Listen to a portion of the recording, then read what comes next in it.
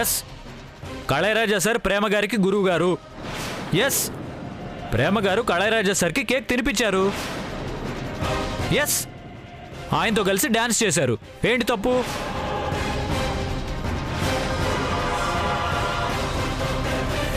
కళైరాజా సార్కి నేను కూడా కేక్ తినిపించాను. ఆ ఫోటోలు ప్రసారం చేయలేదు. ఆయనతో కలిసి నేను కూడా డాన్స్ చేశాను. ఆ వీడియోలు ప్రసారం చేయలేదు. నేనండి వీడు కూడా కేక్ తినిపించాడు, డాన్స్ చేశాడు. అవెందుకు ప్రసారం చేయలేదు? ప్రణయ్, మీరు ఆగండి సార్. ఏంటండి మీరు వీళ్ళకి భయపడతారేంటి? ఏం తెలుసు వీళ్ళకి? నాకు తెలుసు మీ గురించి. అవును, మా సారికి తెక్కే, మెంటలే, క్రాకే, పాగలే. మరి పోయి అలాంటి వాడిని ఏ అమ్మాయినా పెళ్లి చేసుకుంటుందా? మరి ప్రేమ గారు ఎలా పెళ్లి చేసుకుంటుందా అనుకుంటున్నారు?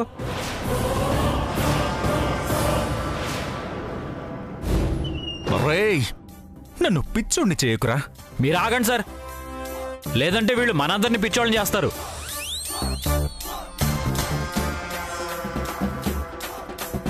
మీకు కావాల్సింది న్యూస్, నిజం కాదు.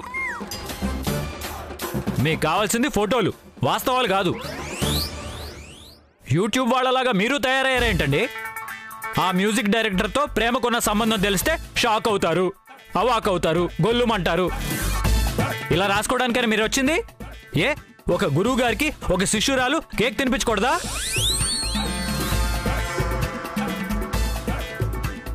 ఒక గురువు గారి కోసం ఒక శిష్యురాలు పాట పాడి ఆనందింపజేయకూడదా? ఒక గురువు గారికి ఒక శిష్యురాలు.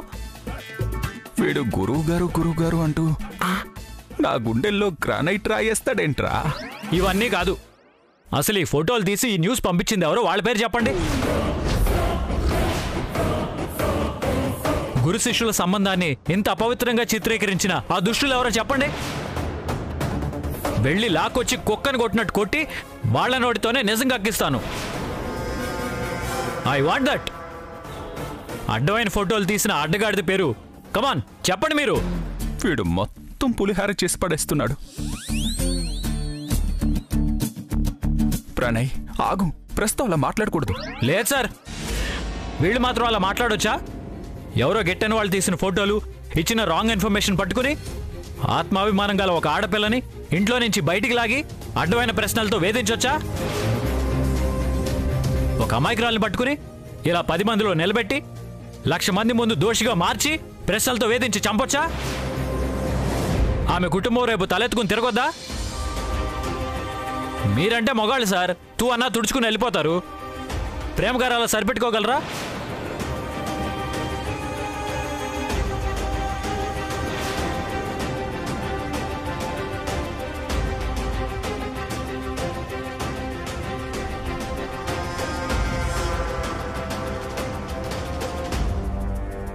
సారీ మేడం, ఫీల్ అవ్వకండి. ఆ ఫోటోలు ప్రచారం చేయడం ఆపేస్తాం. ఇవన్నీ పుకార్లని, గిట్టని వాళ్ళు చేసిన ప్రచారం అని వేస్తాం.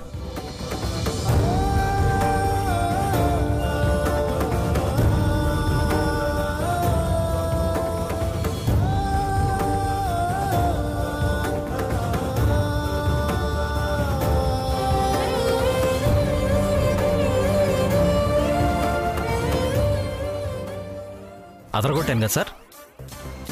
నువ్వు అదరగొట్టలేదురా, మొత్తం చెడగొట్టేశావు.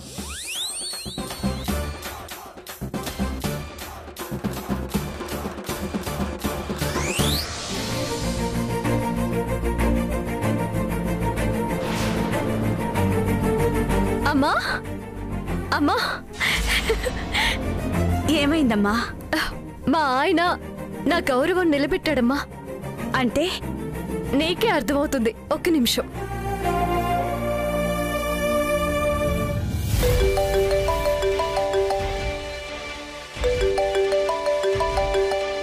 ఎవరిది అన్నోన్ నంబర్?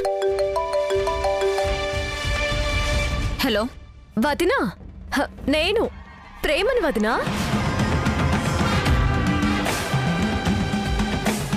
నా నంబర్ నుంచి చేస్తే ఎక్కడ మొహం చెల్లక నువ్వు కాల్ లిఫ్ట్ చేయవో అని కొంచెం తెలివిగా కొత్త నంబర్ నుంచి ఫోన్ చేస్తున్నాను. ఫ్లోరింగ్ తుడవగానే పండగ అయిపోదు. తొక్కలో ముతక సామెతలు మనకెందుకులే గాని ఎలా ఉంది ఎదురుదాడి? నీ వేలితో నీ తోడబుట్టిన వాడితో నీ కంట్లోనే పొడిచిన వైనం కళ్ళారా చూసి బిగుసుకుపోయావా పాపం?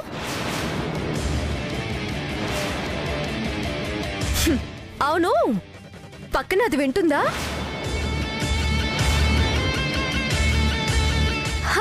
వింటూనే ఉంటుందిలే, గోతికడ నక్కలాగా.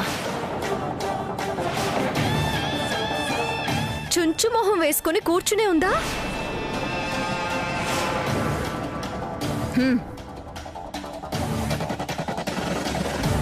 అనుభవంతో పండిపోయిన రెండు పిశాచాలు పక్కపక్కన కూర్చొని టీవీ చూసినట్టు ఇందాకటి దాకా ఎంత పైశాచిక ఆనందంతో చూసారే.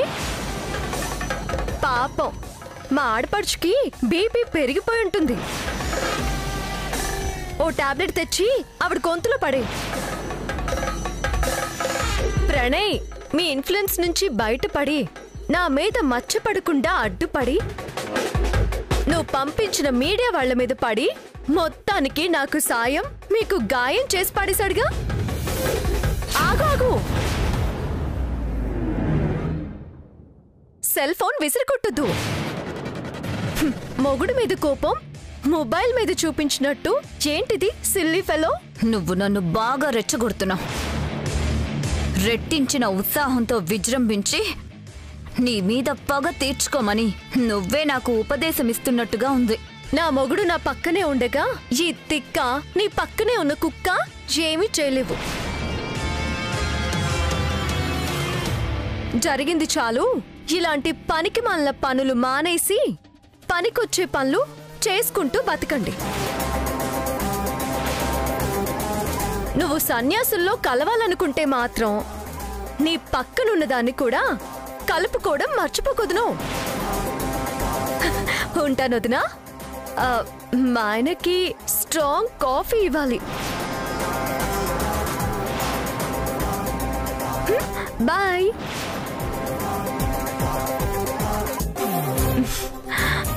అదమ్మా సంగతి. మీ అల్లుడి కోసం నేనే మంచి కాఫీ తయారు చేసి తీసుకువెళ్తానమ్మా.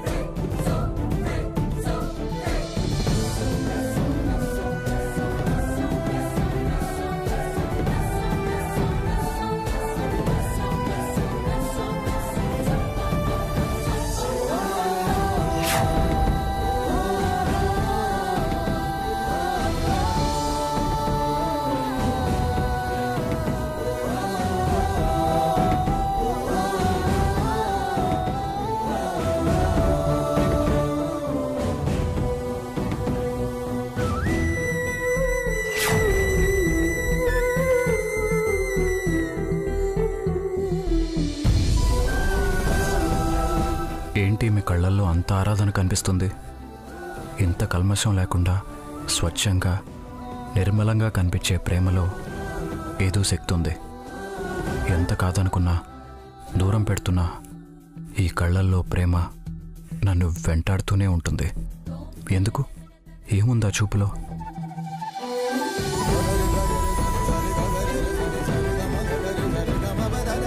నాకు అర్థం కాని ఆవేదన, నేను గుర్తించలేని మూగవేదన, నన్ను వెంటాడి వేధించే అంతులేని ఆరాధన.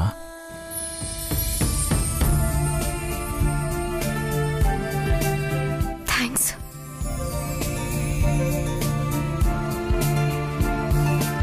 ఏమైంది మిత్రమా?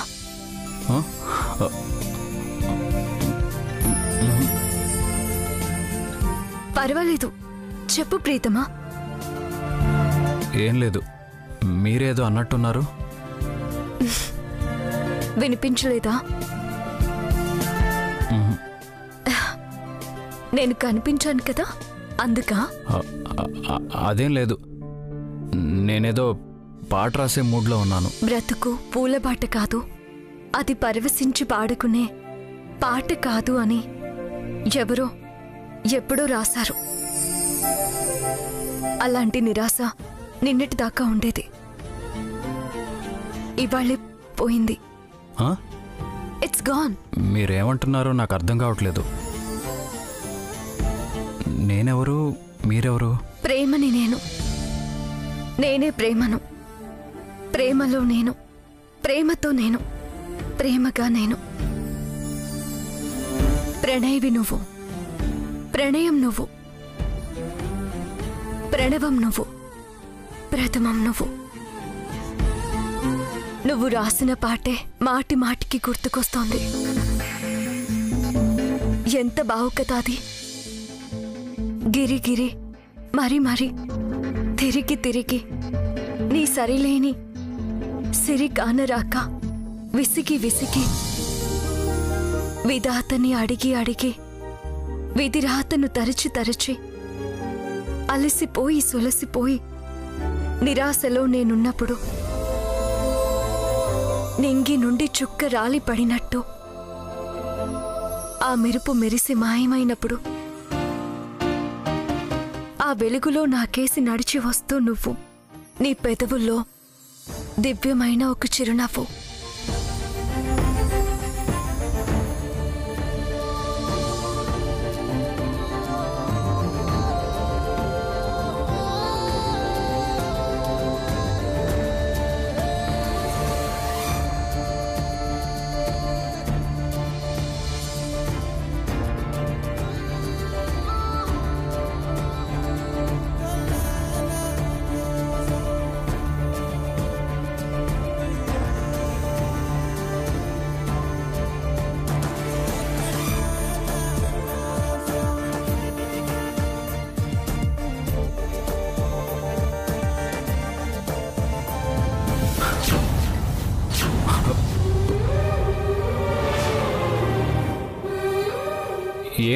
ఏంటండి ఇది?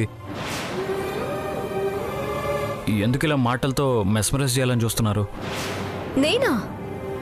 చూడండి, ఇప్పటికే మీరు కళయరాజా సార్ని పెళ్లి చేసుకోబోతున్నారని అందరికీ తెలిసిపోయింది. 10 మంది ముందు ఒక ఆడపిల్ల ముద్దాయిగా నిలబట్టు ఇష్టం లేక వాళ్ళకి నేను గట్టిగా సమాధానం చెప్పాల్సి వచ్చింది. ఇంకెవరికి మాట్లాడే అవకాశం ఇవ్వకండి. తొందరగా మీరు కళయరాజా సార్ని పెళ్లి చేసుకోండి.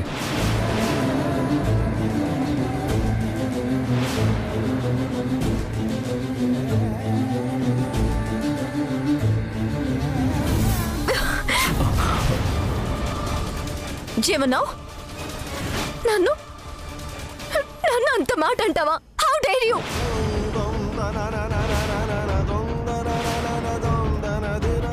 నేను ఇంకొక మగాణ్ణి?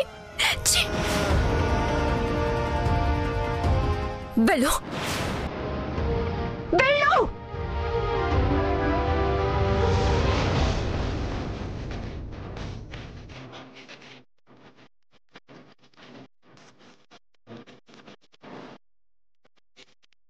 తొందరగా మీరు కళయరాజా సార్ని పెళ్లి చేసుకోండి.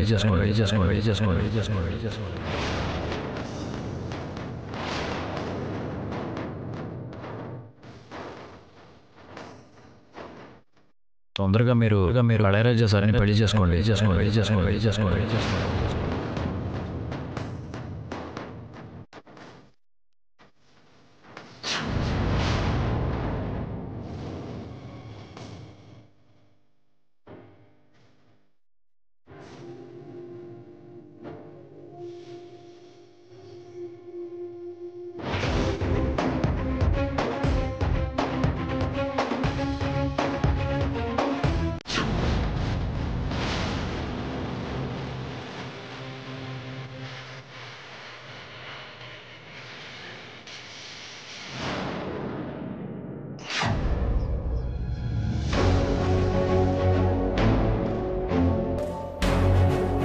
చెప్పు శివాగ్ని. నాకొక ఇన్ఫర్మేషన్ కావాలి మేడం. అది చెప్పే రమ్మన్నావు కదా, ఏంటి ఇన్ఫర్మేషన్? నా బంధువుల అబ్బాయి కేసు గురించి మాట్లాడాలి. నాకు తెలియని నీ బంధువుల అబ్బాయి కూడా ఉన్నాడా? ఉంటేనే కదా మేడం అడిగేది. అతన్ని చెక్ చేసిన డాక్టర్స్ అర్జెంట్గా సైకియాట్రిస్ట్కి చూపించమన్నారు. అప్పుడు అతన్ని హాస్పిటల్కి తీసుకురాకుండా నన్నెందుకు ఇంటికి పిలిపించావు శివాగ్ని? నేను కూడా మీ అపాయింట్మెంట్ కోసం వారం రోజులు వెయిట్ చేయాలా మేడం? మీరు అసలే సిటీలో నంబర్ 1 సైకియాట్రిస్ట్ కదా. పొగిడింది చాలు, కేసు డీటెయిల్స్ ఏంటో చెప్పు. ఆ అబ్బాయి తలకి దెబ్బ తగిలింది. అతనికి అన్నీ గుర్తొస్తున్నాయి కానీ గతమే గుర్తులేదు. అన్నీ అంటేనే గతం, గతం అంటేనే అన్నీ. అంటే తన పేరు, ఇల్లు, తన ఫ్యామిలీ తనకేం గుర్తులేదు. చూడ్డానికి నార్మల్గానే ఉన్నాడు కానీ ఎవరిని గుర్తుపట్టట్లేదు. తలకు దెబ్బ తగిలి ఎంతకాలం అయింది? 3 నెలలైంది.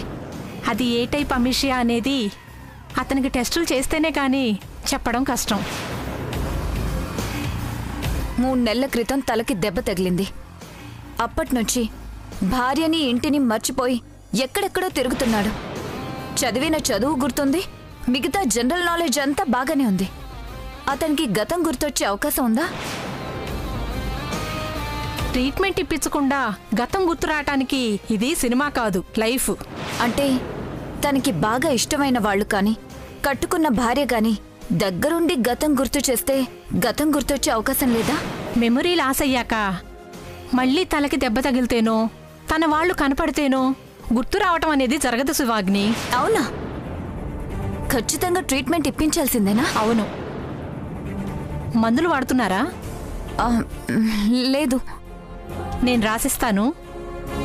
ముందు మందులు వాడితే రెస్పాన్స్ను బట్టి ట్రీట్మెంట్ చేయించాలి. ఒక్కోసారి మెడిసిన్స్ వల్ల క్యూర్ అయ్యే అవకాశం కూడా ఉంది. అవునా? అయితే రాసివ్వండి.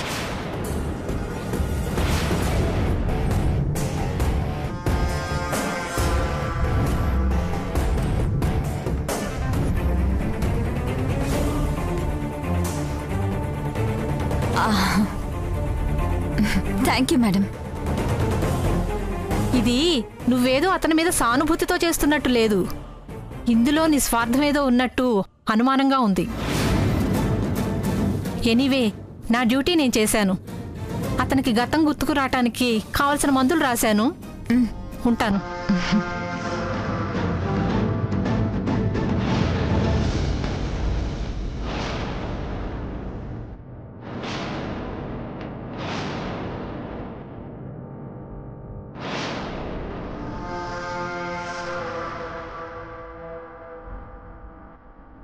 అంటే ఏంటి శివాగ్ని?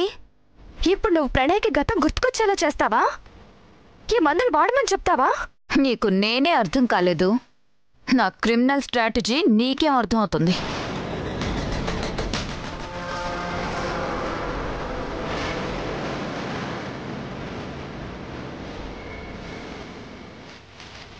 ప్రణయ్కి గతం గుర్తొస్తే నాకు భవిష్యత్ అనేదే ఉండదు.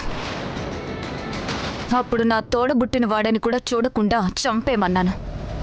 తనకి గతంతో పాటు అది గుర్తొస్తుంది. కాబట్టి ఇది ప్రణయ్ కొత్త జన్మలాగే ఉండాలి. ఈ జన్మలో నేను దేవుడిచ్చిన తోబుట్టుని, నువ్వు ప్రేమించిన ప్రియురాలివి, అంతే. కానీ ఎన్నాళ్ళని ప్రేమను మనం భ్రమలో ఉంచేస్తాం శివాగ్ని.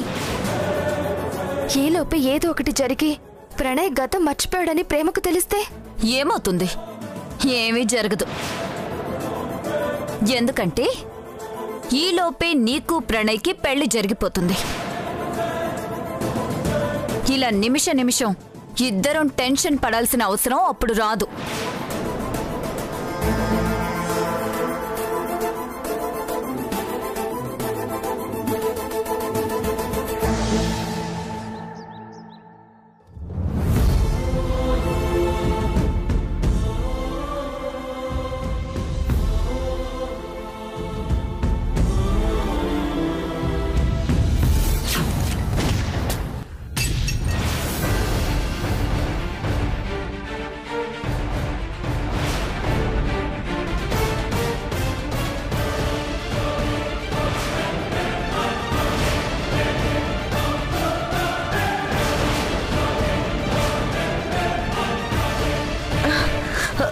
ఏంటమ్మా, ఏమైంది?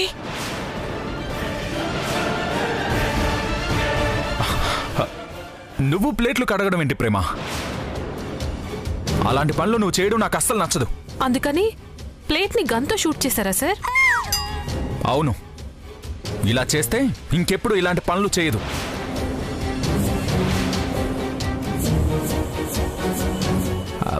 ఏంటి అలా చూస్తున్నారు? ఈ గన్ ఎక్కడిదేనా? నాదే, లైసెన్స్డ్ గన్.